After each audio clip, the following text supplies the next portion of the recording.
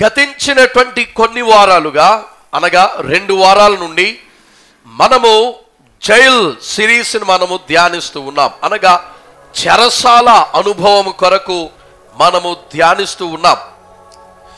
నేను ఈ వాక్యము ప్రారంభించేటువంటి సమయంలోనే సంఘానికి అనగా మీ అందరికీ కూడా నేను చెప్పాను, ఇప్పుడు నేను ప్రారంభించబోయేటువంటి వాక్యము లేక సిరీస్ అనేది ఇప్పుడు ఈ సంఘములో ఉన్నటువంటి కొంతమంది పరిస్థితే కావచ్చు. మీతోనే దేవుడు మాట్లాడుతూ ఉన్నాడు గనుక ఈ వాక్యాన్ని మీరు అలక్ష్యము నిర్లక్ష్యము చేయొద్దని ప్రారంభంలోనే నేను చెప్పాను. గనుక పరిస్థితులు మనకు కనబడుతూ ఉన్నాయి. వాక్యము ద్వారా దేవుడు మాట్లాడుతూ ఉండగా మనము అలక్ష్యము చూపించడానికి అసలు వీలు లేదు. ఎందుకనంటే రేపొద్దున అదే పరిస్థితి నీకు నీ కుటుంబానికి వస్తే నువ్వు తట్టుకొని నిలబడగలవా? విశ్వాసమును కలిగి ఉండగలవా? ఈరోజు వాక్యాన్ని మనం చూద్దాం. చూడండి, ఈ జైల్ అనుభవంలో 3 పాయింట్స్ మీకు నేను చెప్పుకుంటూ వస్తూ ఉన్నాను. దాంట్లో 2 అయిపోయాయి. ఈరోజు చివరి పాయింట్ ధ్యానించబోతూ ఉన్నాం. చెరసాల అనుభవంలో మొట్టమొదటిగా మనకి ఎదురయ్యేటువంటి అనుభవం ఏమిటంటే శ్రమలు లేక శోధన. ఈ శ్రమలలో ఏ విధంగా ఉంటది? ఈ శ్రమ మనకి బాధను, పెయిన్ఫుల్నెస్ ఇస్తుంది. అలాగే రెండవది ఏంటి? కలవరమును మనకు కలిగిస్తూ ఉంటది. అలాగే ఎంత ప్రార్థన చేసినా దానికి ఆపు అనేది ఉండదు. టు ప్రొలాంగ్ అనగా చాలా ఎక్కువ కాలము ఆ శ్రమ, కష్టం అనేది కొనసాగుతూనే ఉంటుంది. జైలు అనుభవాల్లో, శ్రమలలో ఈ 3 విషయాలు నేను మీకు చెప్పాను. రెండవ పాయింట్కి వచ్చేసరికి అనగా గత వారము ధ్యానించినటువంటి పాయింట్ ఏమిటంటే ఇలాంటి శ్రమలలో కూడా, ఇలాంటి జైలు అనుభవములో కూడా దేవుడు మనకిచ్చేటువంటి సదుపాయాలు. హల్లెలూయా. శ్రమలు మన యొక్క పరిస్థితిని డిఫికల్ట్ చేస్తే అనగా తట్టుకోలేనంత బాధను, వేదనను మనకు కలుగు చేస్తే రెండవ పాయింట్లో దేవుడు మనకి ఇచ్చేది అనగా దేవుడు ఈ అనుభవంలో సదుపాయాలు మనకు అనుగ్రహిస్తాడని మొన్నటి వారం మనం ధ్యానించాం. ఈ సదుపాయాలు ద్వారా దాన్ని తట్టుకోగలిగినటువంటి శక్తి దేవుడు మనకిస్తాడు. హల్లెలూయా, హల్లెలూయా. ద ప్రెజెంట్ ఎక్స్పీరియన్స్ అనేది అది మనము తట్టుకోలేని అన్బేరబుల్ పెయిన్, అది తట్టుకోలేనంత వేదనను, సమస్యలను మనకు కలిగిస్తుంది. అక్కడ కూడా విశ్వాసంతో మనం నిలబడడానికి దేవుడు అనుగ్రహించేటువంటి సదుపాయాలు మనకి బలమును చేకూరుస్తూ ఉంటాయి. ఆ సదుపాయాలు నేను మీకు ఏమని చెప్పానంటే, ఆ సదుపాయాలు ఏమని చెప్పానమ్మా? మొట్టమొదటిగా ఆ దేవుని యొక్క సన్నిధి మనతో ఉండుట. రెండవది దేవుని యొక్క శాంతి మనకి దేవుడు అనుగ్రహించుట. ఆయన సన్నిధి మనతో ఉంచుతాడంటే దేవుడు మనకు తోడుగా ఉంటాడు, మన ప్రక్కనే ఉంటాడు. మనకంటే ముందు ఆ శ్రమలోనికి, ఆ శోధనలోనికి యేసయ్య వెళ్ళి నువ్వు రాకమునుపే ఆ శ్రమలలో ఆయన నీ కొరకు తోడుగా నిలబడేటువంటి దేవుడని మనము ధ్యానించాం. మూడవది ఏంటి? ద ప్రమోషన్ అనగా నీ ఉన్నటువంటి స్థితిని ఆయన మార్చగలిగినటువంటి, అంటే మెరుగైనటువంటి స్థాయిలోనికి దేవుడు, రెట్టింపు స్థాయిలోనికి దేవుడు మనల్ని నడిపించుట. ఇది దేవుడు కలిగించేటువంటి సదుపాయం. ఈరోజు ఈ వర్తమానంలో, ఈ జైలు అనుభవంలో మొదటి వర్తమానంలో ఉన్నాం. ఈ మొదటి వర్తమానంలో ఆఖరి పాయింట్ని మనము ధ్యానించబోతున్నాం. 3వ పాయింట్ ఏమిటంటే ఈ యొక్క జైల్ అనుభవంలో ప్రివిలేజెస్ అనగా ప్రత్యేకతలు లేక అధికారమును దేవుడు అనుగ్రహించుట. ఈ జైల్ లేక చెరసాల అనుభవంలో దేవుడు ఒక ప్రత్యేకతను లేక అధికారమును దేవుడు మనకి అనుగ్రహించుట. ఇది 3వ పాయింట్ అయి ఉన్నది. దీంట్లో కూడా 3 విషయాలు చెప్తాను. ఏ ప్రత్యేకతలు, ఎలాంటి ప్రత్యేకతలు, ఎలాంటి అధికారములు దేవుడు మనకి ఇస్తూ ఉన్నాడో లేక అనుగ్రహిస్తాడో 3 విషయాలు ఉన్నాయి. ఆ 3 విషయాలు మనము ధ్యానించి ముగించుకుందాం. ఇది కూడా ఒక ప్రత్యేకమైనటువంటి ఒక వర్తమానము గనుక మీరందరూ కూడా శ్రద్ధాశక్తులతో వినాలి. ఈ పరిస్థితుల్లో నుండే ప్రస్తుతం సంఘములో చాలా కుటుంబాలు ఉన్నాయి అని దేవుడు నాకు మొదట్లోనే ప్రేరేపణ అనుగ్రహించాడని నేను మీకు చెప్పాను. నువ్వు పైకి చెప్పుకున్నా కొంతమంది పైకి చెప్పుకుంటారు, కొంతమంది పైకి చెప్పుకోలేరు. నువ్వు చెప్పుకున్నా చెప్పుకోకపోయినా నీ జీవితంలో నేను చెప్పేటువంటి వాక్యపు పాఠాలు ఉన్నట్లయితే నీకంటే ఆశీర్వాదము పొందేటువంటి వాడు ఈ లోకంలో ఎవడో కూడా ఉండడు. హల్లెలూయా. కనుక ఈ జైల్ లేక చెరసాల అనుభవంలో యేసయ్య మనకిచ్చేటువంటి ప్రత్యేకతలు లేక అధికారము ఏంటి అని మనం చూసినట్లయితే, సాధారణంగా మొదటి నుండి మనం చూసినప్పుడు ఈ యొక్క సమస్యలు మన జీవితాన్ని కుదిపేసి అతి కఠినముగా చేస్తే ఆ కఠిన పరిస్థితిని తట్టుకోగలిగినటువంటి శక్తి దేవుని యొక్క సదుపాయాలు మనకు అనుగ్రహించాయి. అయితే ఈ సదుపాయాల్లో కూడా మనము దేవుని చిత్తానికి అప్పగించుకొని శ్రద్ధాభక్తులతో విశ్వాసముతో దేవునిలో మనము సాగిపోయినప్పుడు దేవుడు మనకి ప్రత్యేకతలను అధికారాన్ని ఇస్తాడు. ఆ ప్రత్యేకత ఏమిటంటే నిన్ను దేవుడు ఎదుగుదలలోనికి నడిపిస్తాడు. హల్లెలూయా. దేవుడు నిన్ను ఆశీర్వాదకరముగా నిలబెడతాడు. అంత మాత్రమే కాదు, జాగ్రత్తగా వినాలి, అంత మాత్రమే కాదు, నీవు ఎదుగుతూ అనేక మందిని ఎదిగేటట్టుగా చేస్తావంట. హల్లెలూయా. నీవు ఆశీర్వాదం పొందడం మాత్రమే కాకుండా అనేక మందికి నీవే ఆశీర్వాదకరముగా ఉంటావంట. హల్లెలూయా. అది ఏ విధంగా ఉంటుందో వాక్యములో నుండి మనం చూద్దాం. చూడండి, దేవుడిచ్చేటువంటి ప్రత్యేకతలు లేక అధికారములలో మొట్టమొదటిది ఏమిటంటే ఇట్స్ ఏ గాడ్స్ ప్లాన్, అనగా దేవుని యొక్క చిత్తము. దేవుని యొక్క చిత్తము లేక దేవుని యొక్క ఆలోచనను కూడా మనం చెప్పుకోవచ్చు. దేవుని యొక్క చిత్తము మొట్టమొదటి ప్రత్యేకత. యోసేపు ఉన్న జైల్లో, యోసేపు ఉన్న చెరసాలలో అనేక మంది ప్రజలు ఉన్నారు, అనేక మంది బంధించబడినటువంటి ఖైదీలు ఉన్నారు. కానీ ఎవరికీ లేనిటువంటి ప్రత్యేకత, ఎవరికీ లేనిటువంటి అధికారమును యోసేపుకు మాత్రమే దేవుడు అనుగ్రహించాడు. హల్లెలూయా. అదేమిటంటే దేవుని యొక్క చిత్తమును యోసేపు జీవితములో నెరవేర్చేటువంటి రోజు అది. హల్లెలూయా. హల్లెలూయా. ఈ యొక్క డార్కెస్ట్ పీరియడ్ లో లేకపోతే చీకటి కలిగినటువంటి ఈ శ్రమలలో ఎటు దిక్కు తోచినటువంటి కఠినతరమైనటువంటి ఈ పరిస్థితులలో యోసేపు ఏ విధముగా నెట్టుకుంటూ వచ్చాడు, ఏ విధముగా ముందుకు నడుచుకుంటూ లేక ఎన్ని సంవత్సరాలు జైలు జీవితాన్ని, కష్టతరమైనటువంటి పరిస్థితుల్ని ఎదుర్కొంటూ అనుభవించుకుంటూ వచ్చాడు. ఎలా వచ్చాడు అంటే దేవుని చిత్తమునకు తన్ను తాను అప్పగించుకున్న ద్వారా. హల్లెలూయా. హల్లెలూయా. మనం వాక్యంలో మనం చూసినప్పుడు ఆది కాండము 37వ అధ్యాయము 5వ వచనం నుండి 11వ వచనం వరకు మీరు చదవద్దు, ఇంటికి వెళ్ళి చదువుకోండి.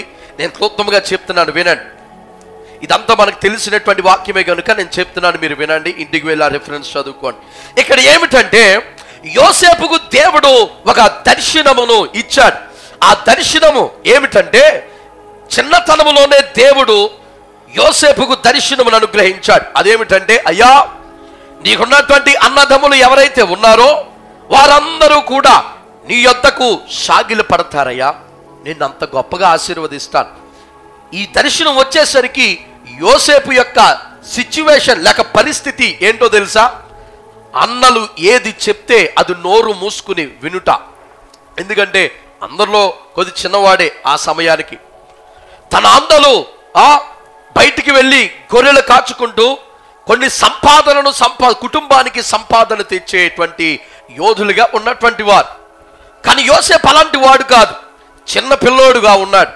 ఆ సమయంలో దేవుడు ఆయనకి ఇచ్చినటువంటి దర్శనమును చిన్నతనము నుండి కూడా చేత పట్టుకున్నాడు. ఈ దర్శనం వచ్చింది, తండ్రికి చెప్పాడు. తండ్రి చాలా ఆనందపడ్డాడు. ఆ వివరణ ఎప్పుడైతే తండ్రి యొక్క యోసేపుకు చెప్పాడో యోసేపు ఎంతో ఆనందపడిపోయాడు. ఈ ఆనందము ఎక్కువ నెలలో కూడా లేదు. యోసేపుతో ఆనందపడ్డాడు, ఆశ్చర్యపోయాడు, చాలా సంతోషంగా ఉన్నాడు. కానీ కొన్ని దినములలోనే లేక కొన్ని నెలలలోనే యోసేపు తన అన్నల చేతిలో బందీ అయిపోయాడు. యోసేపును పట్టుకొని ఆ ఎండిపోయినటువంటి ఆ చీకటి కలిగినటువంటి గోతులో ఎండాల మండుతూ ఉండగా దాంట్లో పడేశారు. పరిస్థితి అర్థం కాలేదు యోసేపుకి.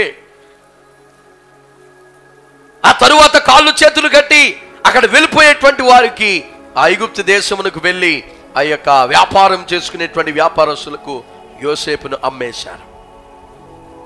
ఆ పరిస్థితిలో కూడా యోసేపుకు దేవుడిచ్చినటువంటి ఆ యొక్క దర్శనమును ఆయన విడిచిపెట్టలేదు.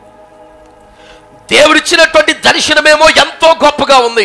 అన్నలందరూ వచ్చి మోకాళ్ళుంటారని, కుటుంబం అందరూ వచ్చి తన పాదాల దగ్గర ఉంటారని, ఒక గొప్ప స్థాయిలో యోసేపు ఉంటాడని ఎంతో గొప్పగా దర్శనము దేవుడు చూపిస్తే ఇక్కడ యోసేపుకు ఉన్నటువంటి పరిస్థితి ఏమిటో తెలుసా?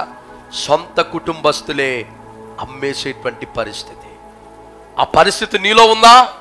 సొంత కుటుంబస్తులే మోసం చేసినటువంటి వైనం, సొంత కుటుంబస్తులే నిన్ను ఆ నట్టేట్లో ముంచేసినటువంటి వైనం, సొంత కుటుంబస్తులే నీకు నష్టాన్ని కలిగించి చేతులెత్తేసి ఆ నడి సముద్రములో నిన్ను విడిచిపెట్టి వెళ్ళిపోయినట్టుగా నిన్ను వదిలేసి వెళ్ళిపోయారా? యోసేపు తన జీవితంలో తన అన్నలు కూడా అలాగే చేశారు. ఎంతో ఆశీర్వాదకరంగా ఉంటుందని ఆలోచించుకున్నటువంటి యోసేపుకు ఈరోజు అమ్మబడ్డాడు. ఆ పరిస్థితిలో కూడా యోసేపు తన దర్శనాన్ని విడిచిపెట్టలేదు. హల్లెలూయా! తన దర్శనాన్ని విడిచిపెట్టలేదు. ఆ తరువాత బానిసగా అమ్మబడ్డాడు. నేను మీకు చాలాసార్లు చెప్పాను, బానిసగా అమ్మడం అంటే అమ్మబడేటువంటి వ్యక్తిని వస్త్రాలను తొలగించి నడి బజార్లో నిలవబెట్టి వాడిని అమ్ముతారు. ఇప్పుడు నువ్వు చికెన్ షాప్కి వెళ్ళావనుకో, నువ్వు ఎలాంటి షాప్కి వెళ్తావు? ఎవడో కోళ్ళు ఏలాడు తీయలేదండి, ఆడు పెట్టులో పెట్టుకున్నాడు. ఆ చికెన్ నా దగ్గర బాగుంటుంది రా అంటే నువ్వు వెళ్తావా? వెళ్ళవు. మనం ఎప్పుడు వెళ్తాం? అటు చక్కగా దాన్ని ఈకిలన్నీ కూడా పీకి ఆ కొంకికి ఏలాడు తీసి, ఇదిగో చూడు, ఇది కొనుక్కో, మంచి కోళ్ళు నా దగ్గర ఉన్నాయంటే అప్పుడు పరిగెట్టుకుంటూ వెళ్ళి కొనుక్కుంటాం. అలాగే మనుషులు నమ్మేటువంటి వాడు మనుషులకి బంగారాభరణాలు వేసి పెళ్లి కొడుకుల పెళ్లి కూతురులా కూర్చోబెట్టి అమ్మడం. ఇదిగో నా దగ్గర కుర్రోడు ఉన్నాడు, ఏ పనికైనా పనికొస్తాడు, చూడు, ఆడి బట్టలిపి చూపిస్తాడు. అది యోసేపు యొక్క జీవితం. దేవుడిచ్చినటువంటి దర్శనం ఒకటైతే ఇక్కడ యోసేపు జీవితంలో ఉన్నటువంటి పరిస్థితి నీచమో నికృష్టమో, ఎంతో బాధాకరమైనటువంటి దుర్భరమైనటువంటి స్థితి. అమ్మబడుతున్నటువంటి సమయంలో కూడా యోసేపు హృదయంలో కానీ యోసేపు మైండ్లో కానీ దేవుడిచ్చినటువంటి దర్శనం ఉందంట. హల్లెలూయా! నువ్వు ఉండగలవా? ఆ పరిస్థితి నీకు ఎదురైతే నువ్వు ఉండగలవా? గట్టిగా ఓ సంవత్సరం నీకు వ్యాధో బాధో ఏదో ఒకటి వచ్చిందంటే దేవుని సన్నిధానంలో ఉపవాస ప్రార్థనలో కనబడవు, అప్పుడప్పుడు మాత్రమే కనబడతాయి. ఏ అమ్మ ఎందుకు రాలేదంటే మాకేమీ ఆరోగ్యాలు బాగుంటలేదండి, మా ఆర్థిక పరిస్థితులు ఏం బాగలేదండి, అందుకని ఆదివారం కూడా వెళ్ళిపోవాల్సి వస్తుంది. మేము లేకపోతే పనులు అవ్వండి, అందుకని ఆదివారం కూడా చెరువులు, మా చెరువులు నిన్ను పరలోక రాజ్యం తీసుకెళ్తాయి. నిన్ను నీ పొలం పనులు నిన్ను పరలోక రాజ్యం తీసుకెళ్తే, నీకు ఉన్నటువంటి గొప్ప జాబు నిన్ను పరలోకం తీసుకెళ్తుంది, ఆశీర్వాదాలు నీకు కొనిదేస్తుంది. నువ్వు నష్టపోవడానికి గల కారణం అదే తెలుసా నీకు? నువ్వు అప్పులైపోవడానికి కారణం అదే తెలుసా నీకు? దేవుడు నీకు ఇచ్చినటువంటి వాగ్దానం. జనవరి 1 మనందరం కూడా వాగ్దానాలు తీసుకుంటాం. నీ వాగ్దానం గుర్తుందా? నీ వాగ్దానం గుర్తుందా? మర్చిపోయా? అసలు అది నీ బతుకులో నెరవేరుతుందో లేదో కూడా నీకు తెలియదు. వాగ్దానమే గుర్తు లేనప్పుడు అది నెరవేరుందో లేదో నీకెక్కడ తెలుస్తుంది? కానీ యోసేపుకు దేవుడిచ్చినటువంటి వాగ్దానము ఆయన ఉన్నటువంటి పరిస్థితి ఏంటో తెలుసా? ఒక బానిసగా నడి బజారులో సిగ్గు వదిలి అమ్మబడిపోతున్నాడు. అలాంటి పరిస్థితిలో కూడా ఆయన మనసులో ఉందేంటో తెలుసా? అయ్యా, నాన్నల కంటే నన్ను గొప్పగా ఆశీర్వదిస్తానన్నావు, అందరికంటే ఒక ఉన్నతమైనటువంటి స్థాయిలో నన్ను ఉంచుతానన్నావు, నీ చిత్తానికి నేను అప్పగించుకుంటున్నానని కళ్ళు మూసుకుని నిలబడిపోయాడు యోసేపు. అలాగా కళ్ళు మూసుకుని నిలబడిపోయాడు, అమ్మబడ్డాడు. బానిసత్వ బ్రతుకు. ఈ బానిసత్వ బ్రతుకు కూడా వాడు ఏం చేయమంటే అది చేయాలి. మనకి స్వతంత్రత ఉండదు. ఇప్పుడు చూడండి, విదేశాలు వెళ్తున్నారు మనోళ్ళు. మనకి నచ్చినట్టుగా బతుకుతానంటే, మనకి నచ్చింది పని చేస్తానంటే వాడు ఒప్పుకుంటాడా? అది చెప్పిన పని మనము చేయాలి. మనకి భారతదేశంలో ఇక్కడ ఒక ఇల్లు ఉంటుంది, ఒక కొడుకు కూతురు, మంచి కుటుంబము, అన్నదమ్ములు, చుట్టాలు, బంధువులు, గ్రామస్తులు, పోలు మంది, మంచి బలము. మనకి అందరూ ఉన్న పొరుగు దేశం వెళ్ళేసరికి ఆడేం చెప్తే అది మనం చేయాలి. ఆడి ఎంత నీచమైనటువంటి పనులు మనతో చేయించుకున్నా మనం చేయాలి. అది ఎక్కడ ఉండమంటే అక్కడ ఉండాలి. ఇప్పుడు యోసేపు జీవితం చూస్తే, యోసేపుకు మనలాగా వెనకాల కూడా ఎవరు లేరు పాపం. ఎందుకనంటే సొంత ఇంట్లో వాళ్ళే ఆయన అమ్మేశారు, సొంత అన్నదమ్ములే అమ్మేశారు. ఈయన ఎక్కడున్నాడో తండ్రికి తెలియదు, ఎవ్వరికి తెలియదు. ఇప్పుడంటే ఫోన్లు ఉన్నాయి కాబట్టి ఆ పోలీస్ స్టేషన్కి ఈ పోలీస్ స్టేషన్ టక టక టక టక ఫోన్లు కొట్టేసి ఎతికేండి బాబోయ్, ఎతికేండి బాబోయ్ అంటున్నావు. అప్పుడు ఫోన్లేవేమీ లేవు. యాకోబు కూడా ముసలివాడైపోయాడు. ఆ సమయంలో ఆయన కూడా ప్రయాణాలు చేసి ఎక్కడికి రాలేడు. ఆ సమయంలో ఆయన ఒకే ఒక్క మాటకు, ఏంటో తెలుసా? ప్రభువా, నీ చిత్తానికి నేను సమస్తమును అప్పగించుకుంటున్నాను. హల్లెలూయా, హల్లెలూయా. అంతటితో అయిపోయింది అనుకున్నాడు. ఎందుకంటే బానిసత్వ బ్రతుకు కొన్ని సంవత్సరాలు సాగిన తరువాత పోతీఫరు ఒక మంచి స్థానంలో ఇంటి యజమానుడిగా, అంటే ఇంటికి ఒక పెద్దగా ఆయన నియమించాడు. ఎక్కడితో నాకు అంతా అయిపోయింది, సెట్ అయిపోయాను అనుకున్నాడు. కానీ మరలా వచ్చి చెరసాలలో పడ్డాడు. చెరసాలలో కొన్ని సంవత్సరాలు జైల్లోనే ఉండిపోయాడు యోసేపు. ఆ సమయంలో కూడా ఏంట్రా బతుకులో ఒక దాని తర్వాత ఒకటి ఎన్ని బాధలను భరించాలి. ఆశీర్వాదం ఏదో చూసే కంటే ఎక్కడే ఎవడొకడ అబద్ధాలాడు, దొంగతనాలాడి ఎక్కడే ఏదోలా బతికేస్తే సరిపోద్దని అనుకోలేదు. అటువంటి చెరసాలలో వేసి అనేక సంవత్సరాల చెరసాలలో ఉన్నా సరే యోసేపు జీవితంలో ఉన్నటువంటి ఒకే ఒక్క ఆలోచన, నా దేవుడు నాకు దర్శనమిచ్చాడు, దాన్ని ఆయన తప్పకుండా నెరవేరుస్తాడు. హల్లెలూయా. రెండు చేతులు పైకి దేవుని స్తోత్రం చెల్లిద్దాం. హల్లెలూయా. నా దేవుడు నాకు వాగ్దానం ఇచ్చాడు, అది ఆయన నెరవేరుస్తాడు. నా దేవుడు నాకు దర్శనం ఇచ్చాడు, అది ఆయన నెరవేరుస్తాడు. ఇదే యోసేపు మదిలో ఉంది. ఈ చెరసాల అనుభవంలో శ్రమల గుండా వెళ్ళాడు, దేవుని యొక్క సదుపాయాలు పొందుకున్నాడు. ఇప్పుడు దేవుడు యోసేపును ప్రత్యేకించేటువంటి సమయం ఇది. హల్లెలూయా. ఇన్ని సంవత్సరాలు బట్టి దేవాతి దేవుడు కూడా యోసేపు జీవితమును చాలా ఆసక్తిగా ఎదురు చూస్తూ వచ్చినటువంటి రోజు అది రానే వచ్చింది. హల్లెలూయా, హల్లెలూయా. ఒకరోజు రాజుకు ఒక కల వచ్చిందయ్యా. నిద్రపోతున్నాడు, కల వచ్చింది. ఏమని వచ్చిందంటే, బలిసినిగా దున్నపోతులాగా ఉన్నటువంటి మంచి ఎత్తడగా ఉండి బలిసినటువంటి పుష్టిగా ఉన్నటువంటి అందముగా ఉన్నటువంటి కొన్ని ఈ యొక్క ఆవులు ఆ నదిలో నుండి అవి పైకి లేచి ఆ పక్కన ఉన్నటువంటి పచ్చక బయళ్ళలో చక్కగా మేస్తూ ఉన్నాయి. కానీ కొంత సమయానికి అదే నదిలో నుండి పేలగా ఉన్నటువంటి అందవికారముగా చాలా దరిద్రముగా ఉన్నటువంటి చూడటానికి అసహ్యకరంగా ఉన్నటువంటి ఆ యొక్క ఇంకొక 7 ఆవులు బయలుదేరి బయటకు వచ్చాయి. ఇవేం చేశాయి తెలుసా? ఈ సన్నగా పేలగా దరిద్రముగా ఉన్నాయి వచ్చి ఈ బలిసినటువంటి ఆవులను 7 వచ్చి తినేశాయి. పోనీ తినేసిన తర్వాత అయినా ఈ పుష్టిగా బలంగా ఏమైనా అందంగా తయారవిని అంటే అలా కూడా ఏమీ అవలా. తిన్నట్టుగానే ఉన్నాయి, అదే అంత వికారముగా ఉన్నాయి, అదే అసహ్యకరంగా ఉన్నాయి, అంతే పేలగా ఉన్నాయి, అంతే దరిద్రంగా కనబడుతూ ఉన్నాయి. రాజు కంగారు వచ్చింది, లేచాడు, అటు ఇటు చూసి నీళ్లు తాగి పడుకున్నాడు. పడుకుంటే మరలా ఇంకొక కల వచ్చింది. అదేమిటంటే వెన్నెలు లేచాయి 7. అవి మంచిగా ఉన్నాయి. కానీ పేలగా ఉన్నటువంటి వెన్నెలలు కూడా 7 కొద్దిసేపటికి లేచాయి. ఈ వెన్నెలు వచ్చి పచ్చగా సమృద్ధిగా పుష్టిగా ఉన్నటువంటి ఈ యొక్క వెన్నెలను ఈ వెన్నెలలు వచ్చి తినేస్తూ ఉన్నాయి. కలవరపడిపోయాడు. ఒకేలాంటి కల 2 సార్లు వచ్చిందేంట్రా బాబు. కలవరపడిపోయి లేచాడు. ఇంకా రాత్రి కొద్దిసేపు అటు ఇటు తిరిగి వాటర్ దగ్గర మరి ఏం చేశాడు, పడుకుని పోయాడు. పొద్దున్నే లేవగానే మనసులో కలవరం అలాగే ఉండిపోయింది. ఆ ఇక దేశంలో ఉన్నటువంటి మంత్రగాళ్ళను తంత్రగాళ్ళని వాళ్ళని ఏళ్ళని అందరిని కూడా పిలిచాడు. ఒరే, నాకు ఇలా కల వచ్చింది, దానికోసం ఎవడైనా అర్థం చెప్పండి రా.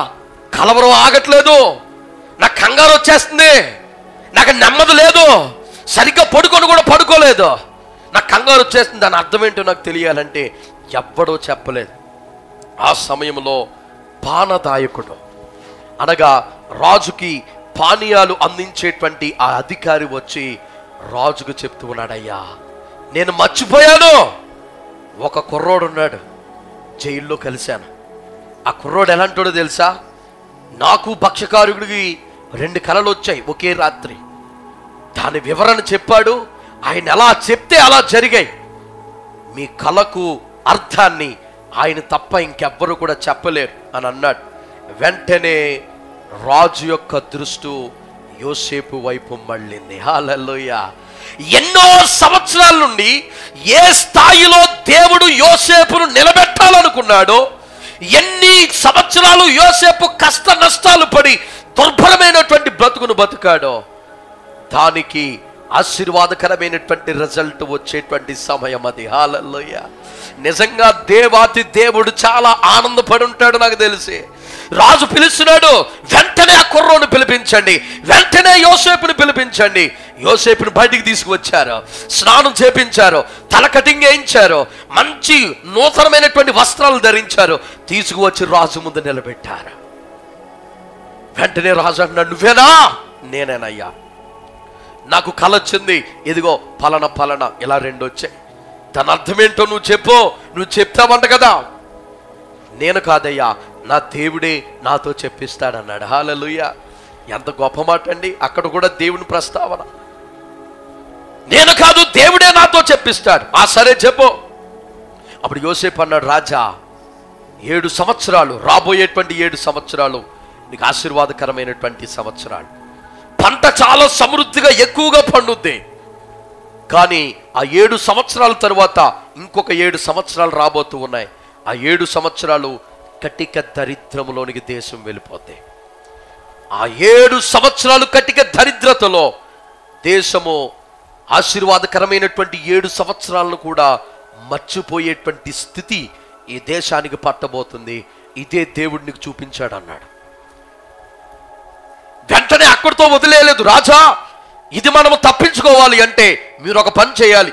నమ్మకమైనటువంటి ఒకరిని మీరు నియమించి ఈ దేశంలో ఉన్నటువంటి ప్రజలు ఈ 7 సంవత్సరాలు ఎంతైతే పండిస్తున్నారో వారి పంటలో 5వ భాగము తీసుకువచ్చి రాజుకు సమర్పించాలని చెప్పండి. ఆ 5వ భాగమును ఎంతమంది ఇచ్చినా మీరు దాన్ని ఒక గుడాములాగా కట్టి దాంట్లో భద్రపరిచి రాబోయేటువంటి 7 సంవత్సరాలు కటిక ఆ యొక్క కరువులో ఇది ఉపయోగపడేలాగా మీరే నియమించి ఈ కార్యం జరిగించాలంటే రాజు అంటున్నాడు, నువ్వు కదరా బాబు, నాకు కావాల్సింది. హల్లెలూయా, హల్లెలూయా. కలకు భావాన్ని నువ్వే చెప్పావు, దానికి సొల్యూషన్ కూడా నువ్వే చెప్తున్నావు. నీవు నాతో పాటు రాజు స్థానంలో నీవు ఉండాలి. హల్లెలూయా, హల్లెలూయా. మీరు ఒకసారి అదే ఆదికాండము 41వ అధ్యాయము 37వ వచనం నుండి 43వ వచనం వరకు మీరు ఇంటి దగ్గరికి వెళ్ళి చదువుకోండి. అక్కడ చదువునప్పుడు రాజు యోసేపుతో అంటున్నాడు, అయ్యా, సింహాసనం మీద కూర్చోవడం మాత్రమే నేను, మిగతాదంతా కూడా నీ ఇష్టం. హల్లెలూయా. ఎంత అధికారం అంటే రాజు తరువాత రాజు లాంటి వాడు, రాజు తరువాత రాజు లాంటి వాడు. రాజు అంటున్నాడు, రాజుగా నేను నీ దగ్గర లేనిది ఏంటంటే సింహాసనం ఒక్కటే. ఎందుకంటే ఆ సింహాసనం మీద మాత్రమే నేను కూర్చుంటాను, మిగతాదంతా నీ చేతికి నేను అప్పగిస్తూ ఉన్నాను, నీవే రాజు తర్వాత రాజులా ఈ దేశాన్ని పరిపాలించమని యోసేపుకు అధికారమును అప్పగించేశాడు. హల్లెలూయా, హల్లెలూయా. ఎంత ఆశీర్వాదం! ఎక్కడ బజారులో ఆయన వస్త్రహీనుడై అమ్మబడ్డాడో అదే స్థలములో రాజుగారి పక్కన గుర్రం వేసుకుని తిరుగుతున్నాడు యోసేపు. హల్లెలూయా, హల్లెలూయా. ఎంత ఆధిక్యత!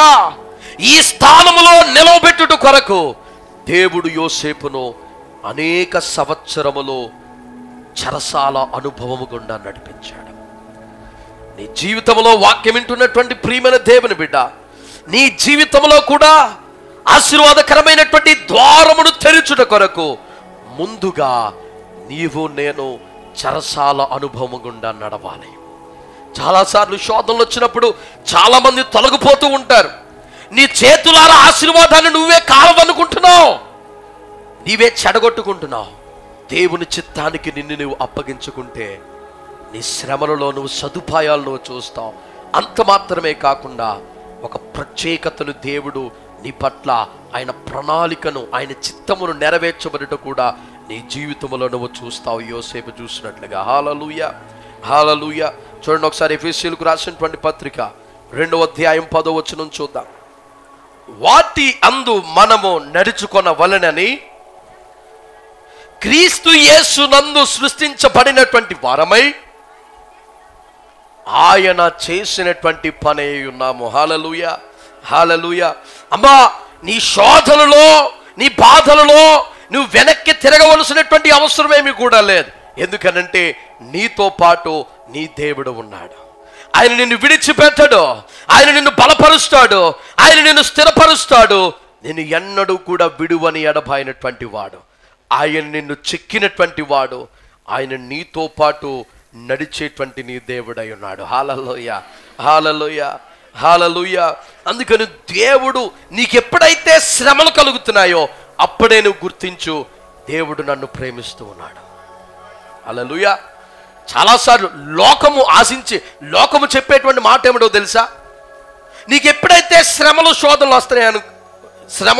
వస్తున్నాయో అప్పుడే నీ దేవుడు నిన్ను వదిలేశాడురా, నీ ప్రార్థనలేమి ప్రతిఫలం లేవురా, నువ్వు ఏదో పని చేస్తుంటావు, అందుకనే నీకు ఇవన్నీ ఏ జన్మలోనో ఏ పాపమో చేశావురా. శ్రమలు వచ్చినప్పుడు లోకస్తుడు మాట్లాడేటువంటి మాట, కానీ లోకానికి దేవునికి అసలు పొంతననేదే లేదో.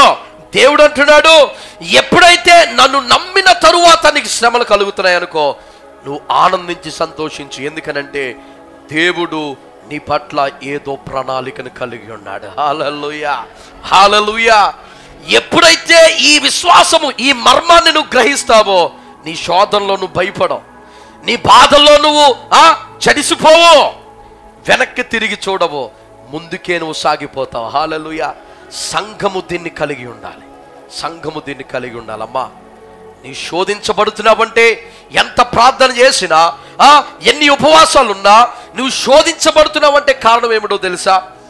ఉన్నతమైనటువంటి స్థానంలోనికి దేవుడు నిన్ను తీసుకువెళ్ళడానికి చెరసాల అనుభవం గుండా నడిపిస్తున్నాడని. హల్లెలూయా, హల్లెలూయా.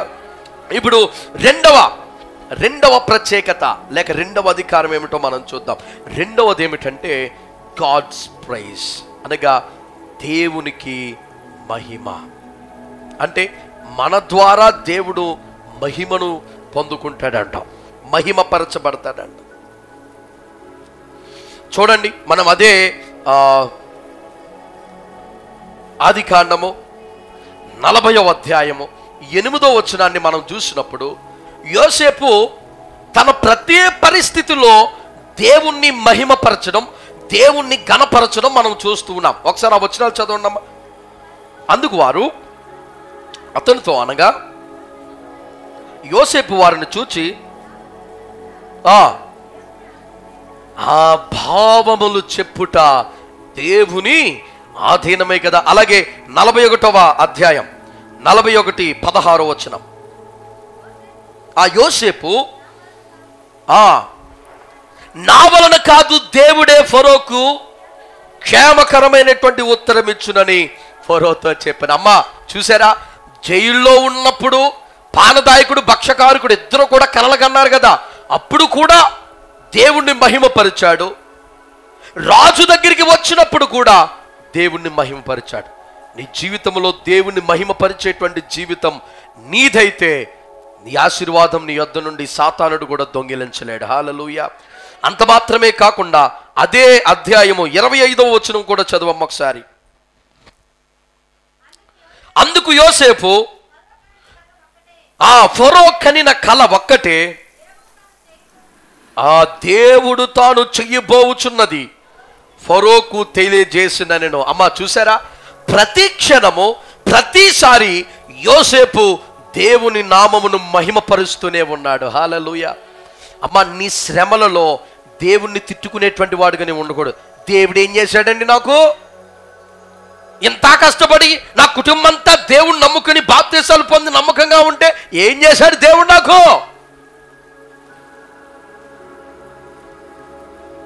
దేవుని కొరకు అన్నీ సమర్పించుకొని దేవుని కొరకు ఉపవాస కూటాలకు వచ్చి అన్నీ చేసి ఇంత భక్తి చేస్తే దేవుడు ఏం చేశాడు నాకు? చాలా మంది అనేటువంటి మాట ఇది. నీ విశ్వాసంలో బలపడలేదురా బాబో, విశ్వాసంలో నువ్వు బలపడలేదు. నీ విశ్వాసంలో బలపడినట్లయితే ప్రతి విషయములో దేవుణ్ణి మహిమపరుస్తావు. హల్లెలూయా, హల్లెలూయా. యోసేపు ప్రతి విషయంలోనూ దేవుని మహిమపరుస్తూ ఉన్నాడు.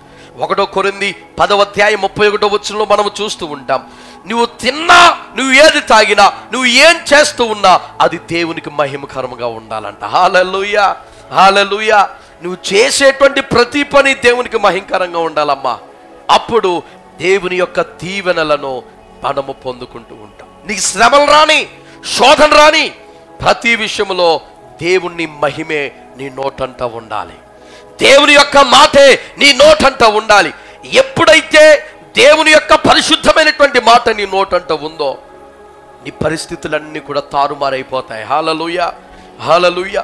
ఇప్పుడు 3వ పాయింట్ మనం చూద్దాం. చూడండి, ఆఖరి పాయింట్. దేవుడిచ్చేటువంటి ప్రత్యేకతల్లో ఆఖరిది ఏమిటంటే కాపుదల. దేవుని యొక్క కాపుదల. చాలాసార్లు మనకు అర్థం కాదు దేవుని యొక్క కాపుదల. యోసేపు జీవితాన్ని మనం చూసినప్పుడు అమ్మా, జైల్లో ఏది కూడా అనుకూలంగా ఉండదు. అందరూ ఒకసారి పైకి చూడండి. చెరసాల్లో ఏది కూడా అనుకూలంగా ఉండదు. ఎందుకో తెలుసా? ఒకడు మంచిగా ఉండాలన్నా చుట్టుపక్కల ఉన్న ఖైదీలు ఉండేవారు. ఎవడైనా సత్ప్రవక్తంతో మంచిగా అందరి మనను పొందుకుంటూ వెళ్ళిపోతాడు అనుకో, వీళ్ళు చూసి వారవలేరు. వాళ్ళు ఏం చేస్తారో తెలుసా? వచ్చి ఆడు తినే ప్లేట్ని కొట్టేయడమో, ఆడు ప్లేట్లో ఉన్నాయి లాక్కుని వెళ్ళిపోవడమో, ఆడు చేసే ప్రతి పనికి అడ్డు రావడమో, ఇలా కలుగు చేసి ఆడితో గొడవ పెట్టుకొని, ఆడుకున్నటువంటి సత్ప్రవక్తనికి పాయింట్స్ ఉంటాయి వాళ్ళకి, ఆ సత్ప్రవక్తల లిస్టులో నుండి ఆడి పేరు తొలగించేసి అందరూ జైల్లో ఉండేటట్టుగానే చూస్తారు. జైల్లో అంత స్వార్థపరులుగా ఉంటారు. కానీ యోసేపు జైల్లో ఇంచుమించుగా 10 సంవత్సరాలు పైనే ఉన్నాను. యోసేపు 10 సంవత్సరాలు పైనే జైల్లో ఉన్నాను. యోసేపు ఒంటి పైన ఒక గాయము కానీ, దేవుడు అతనిని మరణానికి అప్పగించడము కానీ, పరిస్థితులన్నీ కూడా ఆయనకి వ్యతిరేకంగా మారిపోవడం కానీ ఏది కూడా లేదు. ఎందుకనంటే అది దేవుడు ఆయనకి ఇచ్చినటువంటి కాపుదల. హల్లెలూయా, హల్లెలూయా.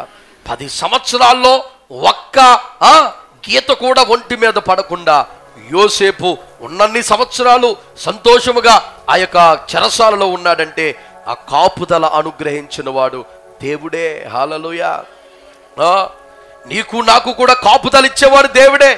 నీ శ్రమలలో ఏదో అయిపోతుంది బాబోయ్ అని నువ్వు అనుకుంటావు, నీకేమీ కాదు, ఏమీ కాదు. నీ ప్రియులకు ఎవరికైనా ఏదైనా బలహీనత వచ్చి పరిస్థితులన్నీ చేజారిపోతున్నటువంటి సమయంలో ఏదో అయిపోయింది బాబోయ్ అని కలవరపడిపోతావు, ఏమీ కాదు, ఏమీ కాదు. ఎందుకనంటే దేవుడు నిన్ను కాపాడేటువంటి వాడు. హల్లెలూయా, హల్లెలూయా. ఏ మేలు కొదువు చేయడంట ఆయన నమ్మిన వారికి. ఆయన ఇచ్చినటువంటి వాగ్దానం అది. ఇక్కడ యోసేపును దేవుడు కాపుదలగా చేశాడు. అంటే యోసేపే కనుక లేకపోతే ఈరోజు ఐగుప్తు దేశం అనేది ప్రపంచ పటంలో ఉండదు. తెలుసా విషయం? చరిత్రను ఒకసారి మనం తిరిగేసుకుంటే, యోసేపు లేకపోతే ఈ ప్రపంచ పటంలో ఈరోజు నీకు నాకు ఐగుప్తు దేశం అనేది అన్న పేరు కూడా తెలిసేది కాదు.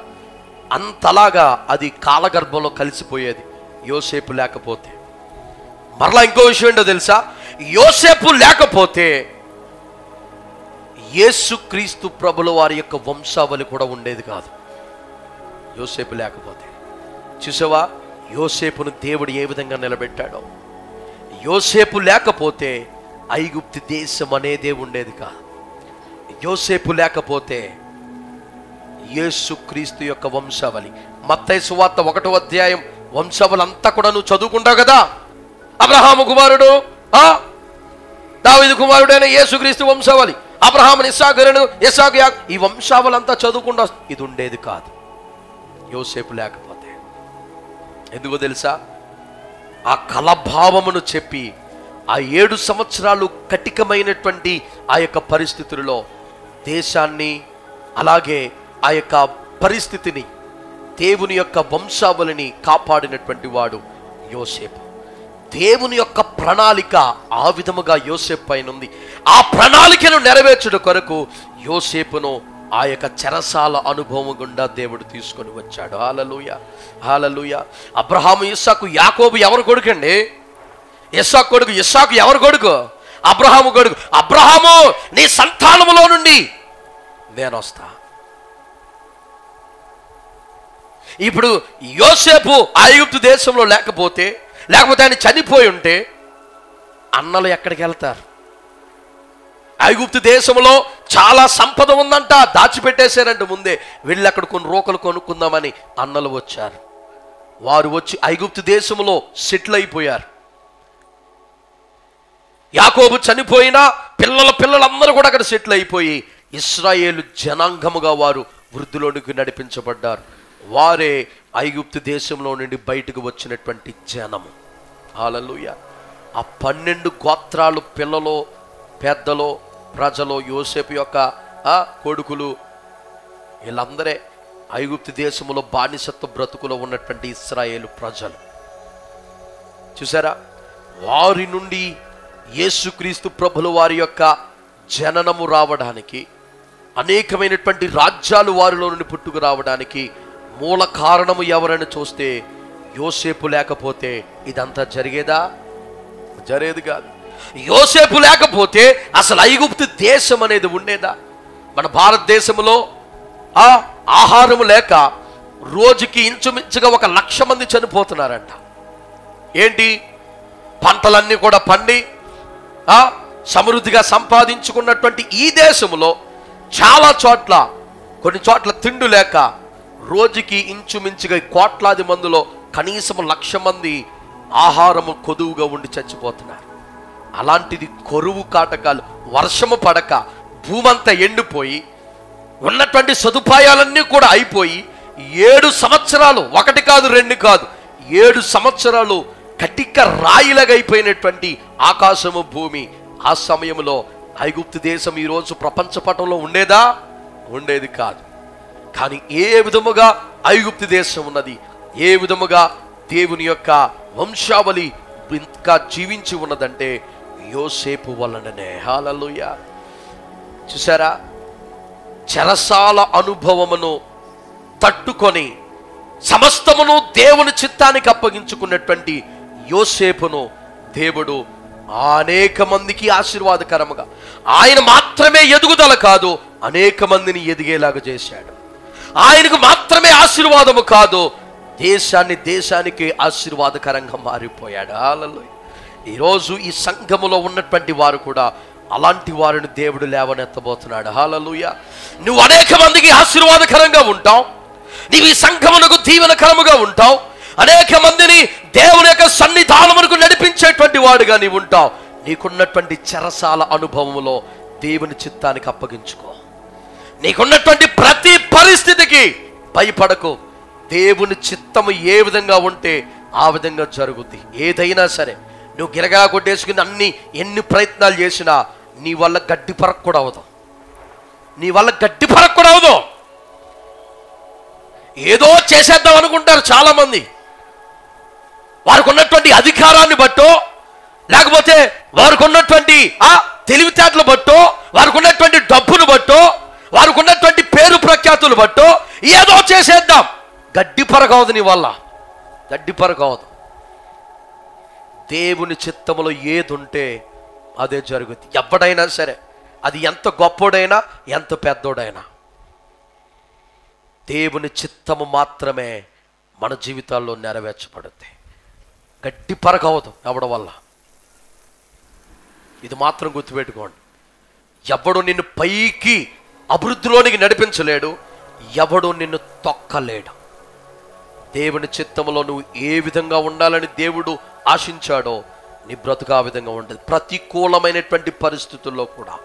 హల్లెలూయా. ఈ విశ్వాసమును మీరు చేతబట్టుకోండి. ఏ మనుషుడు నిన్ను పైకి లేవనెత్తలేడు, నిన్ను నిర్మూలం చేయలేడు. దేవుని చేతిలో మాత్రమే సమస్త అధికారాలు ఉన్నాయి. హల్లెలూయా.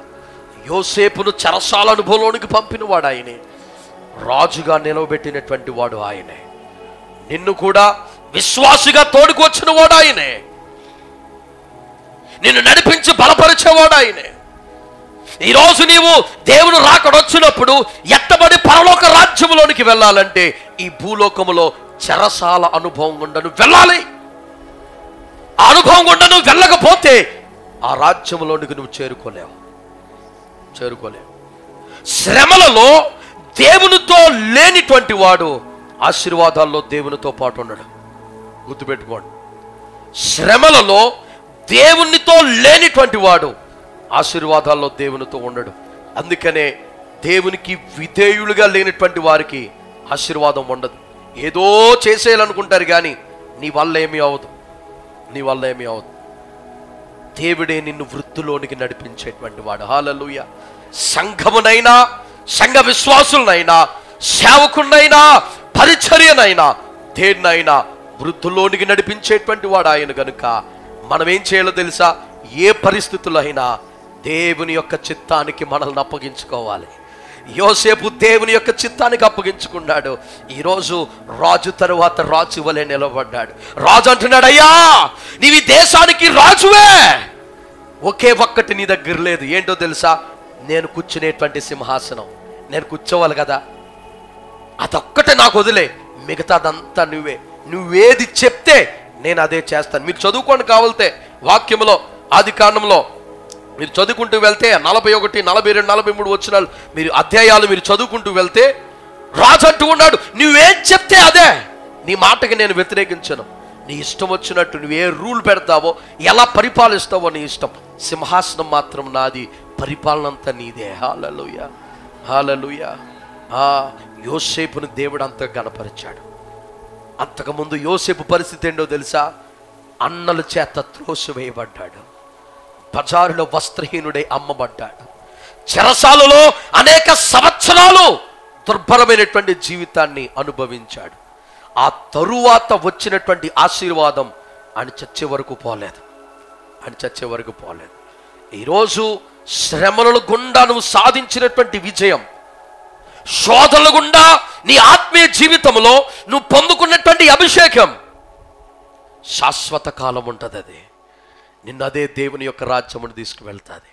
కనుక మన చెరసాల అనుభవంలో మనము దేవుని చిత్తానికి మనల్ని మనం అప్పగించుకుంటూ దేవుని సన్నిధానంలో నమ్మకముగా సాగిపోదాం. దేవుడు తన వాక్యమును మన వెనుకడిలో దీవించి ఆశీర్వదించునుగాక.